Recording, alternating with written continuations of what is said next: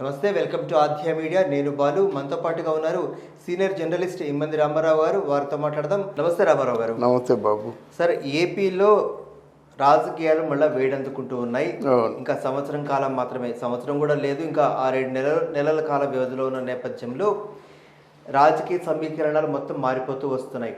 ఇటు వాళ్ళు అటు, అటు వాళ్ళు ఇటు అవుతున్నారు. ప్రభుత్వంలో ఉన్న వాళ్లే ఆ పార్టీకి భిన్న స్వరాలుగా మారుతూ వస్తున్నారు. కుల రాజకీయాలు ఎంత కాదనుకున్నా కానీ కుల రాజకీయాలు ఖచ్చితంగా జరుగుతూనే ఉంటాయి. సో ఈ నేపథ్యంలో ఈ నెల 14 నుంచి వారాహితో తిరుగుతానన్న జనసేనని అడ్డుకట్ట వేయడం కోసం వైసీపీ ప్రభుత్వం ముద్రగడ పద్మనాభం గారిని మళ్ళా తెర మీదకి తీసుకొచ్చి వారితో మంతనాలు, కాపు ఓట్ల కోసం అని చెప్పేసి ప్రయత్నాలు జరుగుతున్నట్టుగా ఒక మాట వినిపిస్తుంది. అసలు కాపులు ఎటువైపు ఉన్నారు? వైసీపీ వైపు ఉన్నారా? పవన్ కళ్యాణ్ జనసేన వైపు ఉన్నారా? ఒక విషయం నాకు తెలిసింది చెప్తాను. అసలు కాపుల్లో మొట్టమొదటిసారిగా చైతన్యం రేపింది దాసరి నారాయణరావు గారు. ఇది ఎప్పుడంటే 82 ఆ ప్రాంతంలో. అంటే కానీ రంగా గారు అంటారు కాపులకి ఆయన పెద్ద చెప్తే చూడండి, చెప్పండి. 82 ఆ ప్రాంతంలో అశోక హోటల్లో, ఎందుకంటే దాసరి గారితో కూడా ఉంటాను, కూడా నా గొప్ప ఏం కాదు, కానీ ఆయన ఏమన్నా హడావుడిగా చెప్తుంటాడు. దాన్ని అందంగా హ్యాండ్ రైటింగ్ రాసేసి అప్పటికప్పుడు కాపీలు, అప్పుడు జరాస్ కాపీలు ఏం తీసుకోవడం కాకుండా ముందు ఒక స్పేర్ కాపీ కావాలి కదా, దానికి అవసరం ఉంటుంది. ఏదైనా మాటలు ఏదైనా కొంచెం తేడాగా ఉంటే మన తాలూకు సొంత కవిత్వం, అప్పటికి కథలు నవల్స్ రాస్తుండేవాడు కదా, అందుకు ఉండేవాడుగా చెప్తున్నాడు. అశోక హోటల్ అప్పటికి ఇదే పెద్ద హోటల్, ఓకే, మన లకిడిగా వచ్చారు. ఇక్కడ కాపులంతా ఒక సమైక్యంగా ఉండాలి, ఇంత పర్సంటేజ్ ఉన్నటువంటి మనకి ఎవరూ లేకుండా అయిపోయారని చెప్పేసి అప్పుడు కాపుల్లో పెద్దలు ఉమ్మారెడ్డి వీళ్ళందరినీ పిలిచే ప్రయత్నం చేశారు. ఎవరు రాలేదు, కానీ కొంత ఎమిచ్యూర్స్ వచ్చారు. దాని మొత్తానికి ఆ కాపు అంటే ఆ పార్టీ పేరు ఏం పేరు అంటే తెలుగు తల్లి. ఓకే, పార్టీ పేరు. ఆ తెలుగు తల్లి మీద కొంతమంది వస్తున్నారు, కొంతమంది వచ్చేవాళ్ళు కాదు. తర్వాత దాసరి నారాయణరావు గారు ఏంటంటే కొంచెం అతివృష్టి అనావృష్టి ఉంటుంది. ఎవరినైనా ప్రేమించినట్టయితే అతిగా ప్రేమిస్తాడు, అలాగే వదిలిపెట్టేసినా సరే ఎందుకు వదిలిపెట్టేస్తాడో తెలియకుండా వదిలిపెట్టేస్తాడు కనుక ఆ ఉద్యమం అలా నీరు గారిపోయింది. ఓకే, తర్వాత ఏంటంటే అది దానికోసం వారి పత్రికలను వాడుకునే వాళ్ళ, ఉదయం పత్రికను వాడుకునే వాళ్ళ ఆ పార్టీ లేదండి, అప్పటికి ఆ పత్రిక లేదండి. ఎందుకంటే ఉదయం పత్రిక మీకు ఒక హిస్టరీని క్రియేట్ చేసింది బాబు. స్టార్టింగే ఉదయం పత్రిక సర్క్యులేషన్ అని తెలిసిన మొట్టమొదటిసారిగా పత్రిక స్ట్రైకింగ్ ఆర్డరే 2,20,000 స్ట్రైకింగ్ ఆర్డర్. ఏ పత్రిక కూడా బిగినింగ్లో అన్ని లక్షలు వేయలేదు. అంటే అన్ని లక్షలు వేస్తే మీకు ఆదాయం రానియండి మానేయండి, ఖర్చు మాత్రం అదే ఉంటుంది. 2,20,000 కాపీలకి ఎంత ఖర్చు ఉందో అంతే అవుద్ది. అమ్ముడుపోతే లాభాలు, లేకపోతే నష్టాలు అన్నమాట. ఏదైనా అంతే, పత్రికా లోకంలో చాలా నష్టాలు ఉంటాయి. ఏవైనా అడ్వర్టైజ్మెంట్లు వచ్చినట్టయితే లాభంగా పోతుందన్నమాట. అందరం వచ్చింది కాబట్టి చెప్తున్నాను. మరి ఈనాడు పత్రిక ఎన్టీ రామారావు గారు ఉన్నప్పుడు, చంద్రబాబు నాయుడు ఉన్నప్పుడు ఒక 400 కోట్లు సంవత్సరానికి అడ్వర్టైజ్మెంట్లు ఇచ్చేవారు. ఇప్పుడు మన ఎవరు రాజశేఖర రెడ్డి ఉన్నప్పుడు ఒక 500 కోట్లు, ఇప్పుడు 600 కోట్ల రూపాయలు తీసేయడమే. సంవత్సరానికి తగ్గ ఉన్నటువంటి అడ్వర్టైజ్మెంట్ డబ్బులన్నీ ముందు తీసేస్తారన్నమాట. అంతే, ఖచ్చితంగా పడవలసిందే. మరి ఏమిటి మన మీడియాకి, డిజిటల్ మీడియాకి ఎంత ఇస్తున్నారు అన్నది నాకు నిర్దిష్టంగా తెలియదు. ప్రింట్ మీడియాలో ఎక్కువ ఉండేవాడిని కాబట్టి ఆ విషయాలు చెప్పగలుగుతున్నాను. ఇప్పుడు చెప్పేది ఏంటంటే దాసరి నారాయణరావు గారు ఎన్టీ రామారావు గారు రమ్మన్నప్పుడు కూడా ఆయన రాలేదు. అంటే నేను లేదండి, నేను తెలుగుదేశంలో అంటే దాసరి నారాయణరావు గారికి ఎన్టీ రామారావు ప్రేమే కానీ వెళ్ళలేదు. వెళ్ళకపోవడం చూసిన తర్వాత ఈయనకి కేంద్రంలో కొంచెం మంచి గౌరవం ఉండేది. ఎవరు మన వాడి పేరు చెప్పి సోనియా గాంధీ ఉన్నప్పుడు, రాజీవ్ గాంధీ ఉన్నప్పుడు ఆంతరంగికంగా కలుసుకునేవాళ్ళు. ఇక్కడ మంచి పార్టీ గిట్టి ఆయన మాటలు వేరుగా ఉంటాయి కదా, రేపే ఆంధ్రదేశాన్ని పెగిలించేసి నీ చేతిలో పెట్టేస్తా అంటాడు, అంత బాగుంటాయి మాటలు. అందువల్ల ఆయనకి ఏంటంటే మామూలుగా ఆయన ఒక మంత్రిని చేయడం, సిబ్బు సోరెన్కి ఆ సహాయకుడిగా ఉంచడం. ఈయన అదృష్టం బాగుండి సిబ్బు సోరెన్ ఏమో జైలుకి వెళ్ళడం, ఆ సహాయ మంత్రి కాస్త ఇండివిజువల్గా డెసిషన్ తీసుకోవడం, ఏదో అది అయిపోయింది అనుకోండి. తర్వాత కాపుల మీద దృష్టి పెట్టినది ఎవరంటే మన చిరంజీవి గారు. వారణాసి వెళ్ళారు, కాశీ విశ్వనాథుని కొలుచుకున్నారు, అన్నీ చేశారు, తిరుపతిలో పార్టీ పెట్టి అంటే ప్రారంభోత్సవం చేశారు, అంతా బాగుంది. మరి అంటే అక్కడ తొందరపడ్డారంతే. ఇక్కడ 18 సీట్లు గెలవడం ఎంత గొప్ప. వాళ్ళ తమ్ముడు ఒక సీటు గెలవకపోయేసరికి మరి కొంత దాని వాల్యూ పెరిగిపోయింది అన్నమాట. ఒక్క సీటు గెలవలేకపోయాడే మన పవన్ కళ్యాణ్, 18 సీట్లు ఎలా గెలిచాడు అనేటువంటిది ఇప్పుడు మనకు కలుగుతుంది అన్నమాట. ఆయన నిజంగా నిలబడినట్టయితే రాజశేఖర రెడ్డి గారు చనిపోయినందుకు ఈయనే ముఖ్యమంత్రి అయి ఉండేవారు అన్నమాట. కానీ అదృష్టం పోయింది. ఇప్పుడు పవన్ కళ్యాణ్ ఉన్నాడు. అంటే పవన్ కళ్యాణ్ అక్కడ ప్రజారాజ్యం యువ నాయకుడిగా ఉంటూ కూడా అసంతృప్తితో ఉండేవాడు. ఎవరికి పడితే వాళ్ళకి సీట్లు ఇవ్వడం మనకి ఏదో డబ్బు ఉందనేటువంటి ప్రచారం ఎక్కువగా ఉండడం. లేకపోతే మిత్రాను మన ప్రభాకర్ సీతారామ ఎవరో నిర్మలా సీతారామన్ మొగుడు మాట పరకాల ప్రభాకరు, వాళ్ళందరూ కూడా కొంచెం దండయాత్ర. ఇప్పుడు ఎవరికైనా మనసులో మనం సహాయం చేద్దామని ఉద్దేశం ఉన్నట్టయితే వాళ్ళకి ఇష్టం లేకపోతే సైలెంట్గా ఉంటారు. కానీ అది పార్టీకి మాటలు రాకముందే, కొంచెం అసలు ఊపి రాకముందే తిరిగి దండయాత్ర చేస్తే ఎలాగుంటుంది, అదే చెప్పాడు పవన్ కళ్యాణ్. పార్టీలో ఏమైనా పొరపాట్లు ఉంటే తర్వాత చెప్పండి. అందుకని పార్టీని నిలబెట్టిన వాళ్ళు మీరు పార్టీకి ఎలా కొంచెం ఊపిరి పీల్చుకుంటుంది అనేసరికి గుద్దినట్టు జరగవుద్ది అని చెప్పాడు. అన్నయ్యతో కూడా చెప్పాడు, ఇది మంచిది కాదు, ఇది పార్టీలో ఇట్లాంటి నిరంకుశత్వం మంచిది కాదు, డబ్బులు తీసుకొని సీట్లు ఇస్తున్నారనే ప్రచారం ఉందని చెప్పారు. మొత్తానికి అది ఎలాగైపోయింది. తర్వాత దాన్ని మళ్ళీ రికవర్ చేయడానికి యాక్చువల్గా పవన్ కళ్యాణ్ ఇంత డబ్బు ఖర్చు పెడుతున్నట్టే కారణం ఏంటంటే, అందరూ ఎవరైనా కొత్త వాళ్ళు ఏమంటారంటే, మీ అన్నయ్య ఏం చేశాడో నువ్వు అదే చేస్తావయ్యా, మీ అన్నయ్య పార్టీని అమ్మేలేదు కదా, నువ్వు అమ్మేశారు కదా, నువ్వు అదే చేస్తావు, నువ్వేది గొప్పేటి అంటారు కదా. అది పోవడానికై ప్రజల వెళ్ళి రైతుల దగ్గరికి కానీ ప్రజల దగ్గరికి కానీ ఆ ప్రజల మధ్యలో ప్రజల్లో కలిసిపోయి ఏం చేయాలా ప్రజల తాలూకు సమస్యలకి ఆయన జవాబుదారీగా ఉంటూ ఇన్నాళ్ళు కష్టపడ్డాడు. అంటే అక్కడ అవమానాలు భరించాడు, అన్నీ భరించాడు. ఆయన చేసిన గొప్పని ఏంటంటే అట్టర్ ఫ్లాప్ అయిపోయిన తర్వాత కూడా వెళ్ళిపోవటం సహజం. అసలు సాధారణంగా ఎందుకు ఇన్ని కులాలు ఉండగా ఎందుకు కాపులకు మాత్రం ఈ సెంట్రిక్ వాల్యూ ఎందుకు ఇస్తున్నారు, లేదా కాపులకి 10% రిజర్వేషను 4% రిజర్వేషను మాకు ప్రకటించమని వాళ్ళు ఎందుకు అడుగుతున్నారు, మాకు ఒక 1000 కోట్లు కావాలని చెప్పేసి ఎందుకు 1000 కోట్లు ఇస్తామని రాజకీయ పార్టీలు ఎందుకు అనౌన్స్ చేస్తున్నాయి, ఇన్ని కులాలు ఉన్నాయి కదా, ఎందుకు కాపులకు మాత్రం ఆ ప్రత్యేక వాల్యూ కావచ్చు వాళ్ళ మీద మాత్రమే ఫోకసింగ్ అంతా రాజకీయ పార్టీలు ఎందుకు చేస్తున్నాయి? అసలు మంచి ప్రశ్న చేశారండి. ఇక్కడ కాపులు జనాభా మనకున్న జనాభాలో 34% ఉందండి. వాళ్ళకి ఓట్లు ఎక్కువగా ఉన్నాయండి.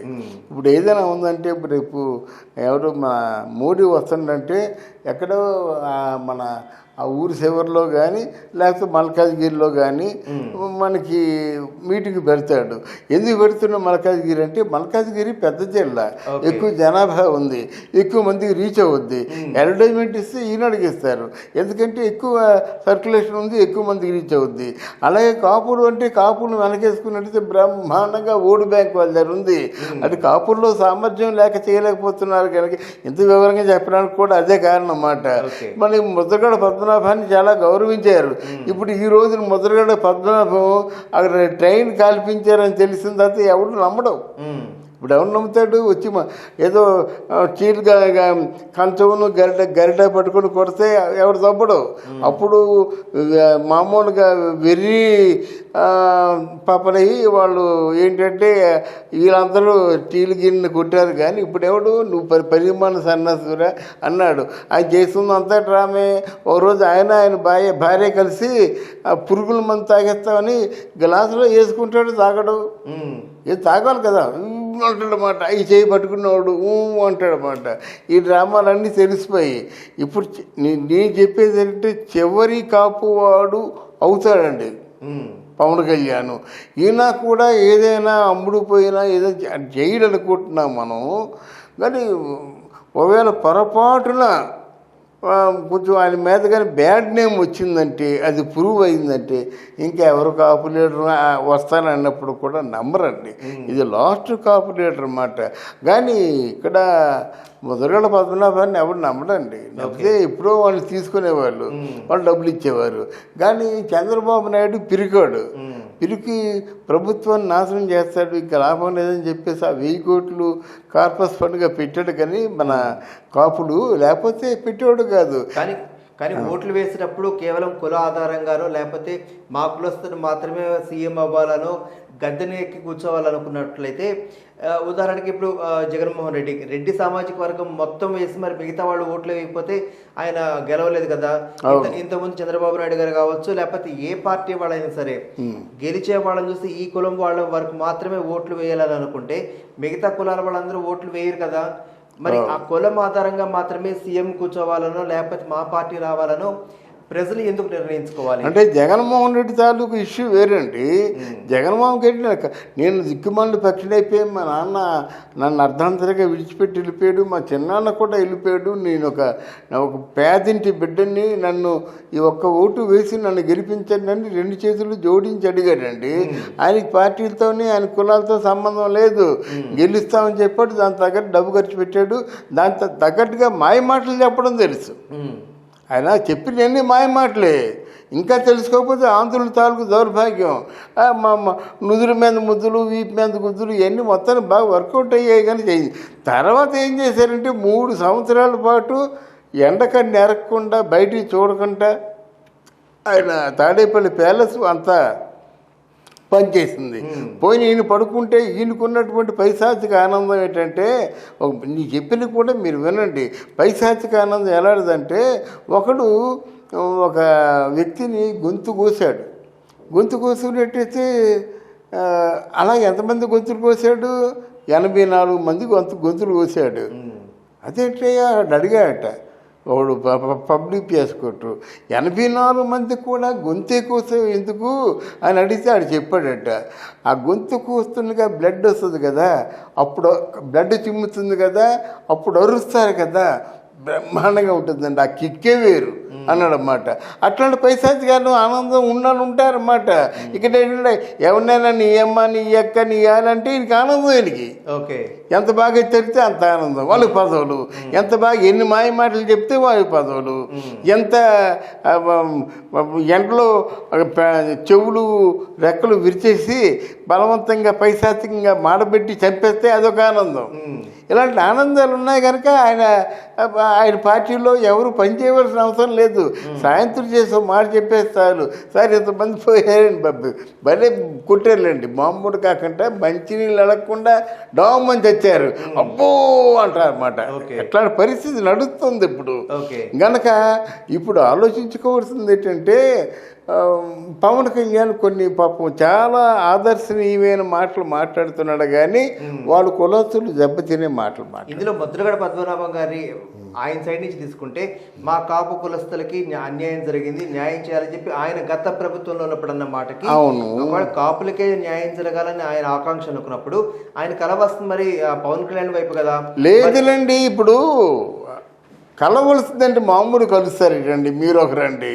కలవాలంటే ఒక 500 కోట్లు ఎంతో బేరం ఉంటుంది కదా, ఈయన ఎక్కడి నుంచి తెచ్చిస్తాడు 500 కోట్లు?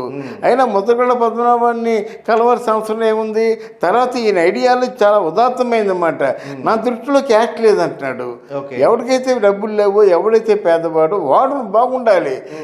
దీనికి చదువుకి కూడా మనకి క్యాస్ట్ వద్దు, ఎవరైతే మెరిట్ ఉందో వాడు చదువుకోవాలి ఫ్రీగా. ఇట్లాంటి మాటలు మాట్లాడితే ఎవరు కాపోవాలి, ఎవరు సహకరిస్తారు, ఎవరు దగ్గరికి వస్తారు.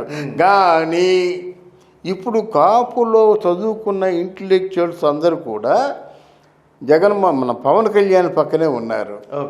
ఆయన అలా ఆ మాట చెప్తున్నట్టే ఆ మాటని చదువుకున్న ప్రతి ఒక్కడు గౌరవిస్తాడు. అవును, మనం కాపులం, ఇంకోటి వస్తాడు అది బాగా చదువుకుంటాడు, బ్రాహ్మణుడు బాగా చదువుకుంటాడు, అది రిజర్వేషన్ పాపంతో అని పక్కన పెట్టేస్తే ఎలాగవుతుంది? అది చదువుకుంటే మంచి డాక్టర్ వస్తాడు, మంచి డాక్టర్ వస్తే మంచి సేవలు చేస్తాడు, మంచి ఇంజనీర్ వస్తే మంచి కనెక్షన్స్ వస్తాయి. ఒక అర్ధర్ కాటన్ లాంటిడో ఇంకెవరు రావాలి కదా, మోసకొండ విశ్వేశ్వరయ్య లాంటిడో, సివి రామన్ లాంటిడో ఎవరు రావాలి కదా. అందువల్ల ఇక్కడ మనకి కాపుడు తరఫున మాట్లాడడానికి, కాపుడు తరఫున పనిచేయడానికి మన పవన్ కళ్యాణ్ పక్కన చాలామంది ఉన్నారండి. ఈరోజు ముద్రగడ పద్మనాభం తాలూకు మాటలు ఎవరు వినరండి. ఎంతకాలం నుంచి వింటారండి ముద్రగడ పద్మనాభం తాలూకు మాటలు? ఆ రోజులు పోయాయండి, వాళ్ళ కొడుకులే వినరు. కానీ పవన్ కళ్యాణ్ చాలా సందర్భాలలో కొన్ని పబ్లిక్ మీటింగ్స్లో చెప్పింది ఏంటంటే, కాపులు నా వైపు ఉండి మీటింగ్ వరకు, మాట్లాడడానికి వరకు, ఒక కప్పు కాఫీ వరకు నాతో ఉంటున్నారు. ఓటు వేసే విషయము, రాజకీయ విషయం వచ్చేసరికి నాకు సపోర్ట్ చేయకుండా వేరే పార్టీకి సపోర్ట్ చేస్తున్నారు. ఇక నా కాపు కులం గురించి నేను ప్రత్యేకంగా ఏం మాట్లాడాలని చెప్పి చాలా సందర్భాలు ఆయన అన్నారు. సో ఇప్పుడు ఎట్లా తీసుకోవాలంటారు? అంటే ఆయన అర్థం అన్నాడు కానీ ఇప్పుడు అలా కాదండి. కాపులు అందరూ మీటింగ్లు వేసుకున్నారు. తర్వాత హరిరామ్ జోగి అందరికీ దండం పెట్టాడు, రే మన కులాస్తుని నిలబెట్టుకుందారా అని చెప్పాడు. అంతర్గతంగా మీటింగ్లు జరుగుతున్నాయి. కాదంటే వాళ్ళ అన్నయ్య గారు అంతకుముందు అలా చేశారు కనుక ఏమైనా పొరపాటును కానీ ఈయన 2-3 వేల కోట్లు కమ్మేశారనుకోండి. ఈ మధ్య ఇంకొక వార్త వచ్చింది, జగన్మోహన్ రెడ్డికి ఈయన మొత్తం పార్టీని అమ్మేస్తాడు అనేటువంటి వార్తలు కూడా వచ్చాయి. ఇలా రకరకాల పుకార్లు పడుతుంటాయి. ఏదైనా మనం చెప్పలేము కదా. కానీ మీకు చెప్పేది ఏంటంటే, ముద్రగడ పద్మనాభం వల్ల ఏ విధమైనటువంటి ప్రమాదం జరగదు. ఎప్పుడైతే ఆయన ట్రైన్ని కాల్చేశాడో అయిపోయింది. ట్రైన్ కాల్చాడు, అక్కడ తిరుగుబాటు చేశాడు. మన అంబేద్కర్ జిల్లా అందరూ అక్కడ మన ఎవరు ఆయన పేరండి, అంబేద్కర్ జిల్లాలో అక్కడ విశ్వరూప్ అని ఉంటున్నాడు అన్నమాట. ఆ ఇంటిని కాల్చేశారు అన్నమాట. అదంటే వాడు పార్టీ వాళ్ళు కాదు కాల్చుకుంటారండి ఎక్కడైనా, లేదు బయట వాళ్ళు వచ్చి కాల్చారని చెప్పేసి ఇట్లాంటివన్నీ కూడా వీళ్ళంత దౌర్భాగ్యులు, ఎంత దుర్మార్గులు తెలిసిపోయిన తర్వాత ఏమీ జరగదండి. ఒకటే మనం ఆలోచించాలి. అక్కడ బీజేపీ పార్టీ వాళ్ళు ఈయనకి కొమ్ము కాచి ఎలక్షన్ కమిషన్ వాళ్ళని మేనేజ్ చేసి ఈఎంఎల్లో వేస్తే ఓట్లు లెక్కించవచ్చు అనేటువంటి ఒక క్లారిటీ ఇచ్చేశారంటే జగన్మోహన్ రెడ్డి గెలిచేశారండి. లేదు అలా కాదు, న్యాయబద్ధంగా ఎవరికైనా ఓట్లు వస్తాయో చూద్దాం, ఈసారి ప్రజలు ఉసురు ఎందుకు పోసుకోవాలి? ఆ ఉసురు కొడుతుందని అనుకుంటున్నా కానీ ప్రజలందరూ ఉసురు పడితే అది కొడుతుందండి అని నిజాయితీగా ఎవరిని కూడా భయపెట్టకుండా హింసకు పాటుపడకుండా చేయిస్తే బ్రహ్మాండంగా గెలుస్తారండి. రైట్, థ్యాంక్ యూ అండి. Thank you.